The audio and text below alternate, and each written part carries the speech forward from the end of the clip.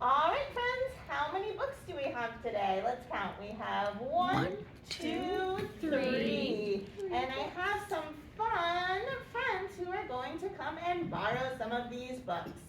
So this is a monkey. All right, hold up 3 fingers. 3 little books at the library.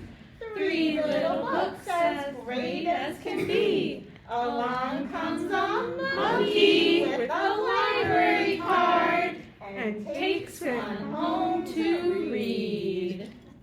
All right, I have another friend who wants to borrow a book. Who is this? Pig. All right, let's see how many books we have left.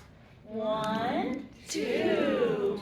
2 little books at the library. 2 little books as great as can be. Along comes a pig with a library card and takes one home to read. Okay, and last but not least, we have Mr. Spider here who also wants a library book. How many library books do we have left now? 1. 1 little book at the library.